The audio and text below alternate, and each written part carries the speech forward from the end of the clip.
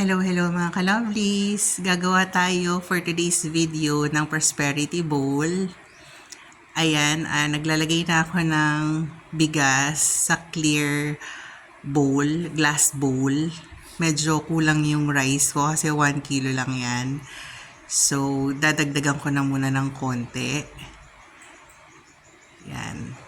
Ayan, dinagdagan ko na siya. So, punuin lang natin siya para punong-puno tayo ng blessings ng 2026.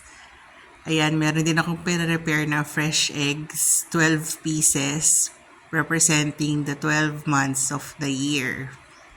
Medyo mahirap lang siya buksan. Ayan. Lagay lang natin siya sa gilid. Ayusin na lang natin yung spacing para maganda siya tignan. Ayan. Urong-urong lang natin. Ayan. So, ayan, naayos na natin ng eggs.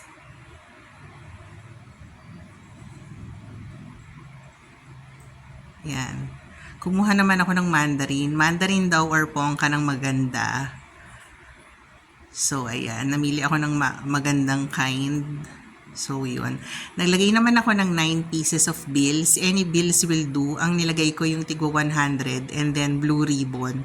Blue ribbon daw for this year.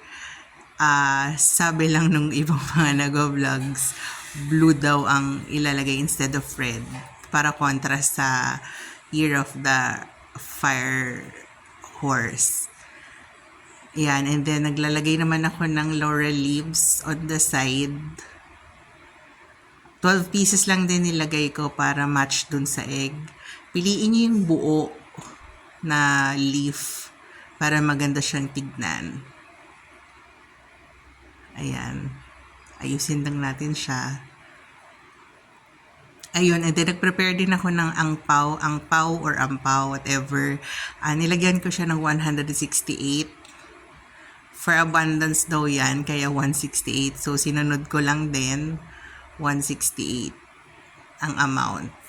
Tapos, 3 envelope siya. Ayan. Binilang ko pa siya manually. Ayan. Medyo masikip yung bowl na napaglagyan ko, pero okay lang na pagkasya ko naman. Ayan. Inayos ko lang siya para medyo balance. Tignan. There you go. Nag-add din ako ng gold coins. Yan, nilagay ko siya sa gilid ng eggs para may design siya sa pagitan. Ayan.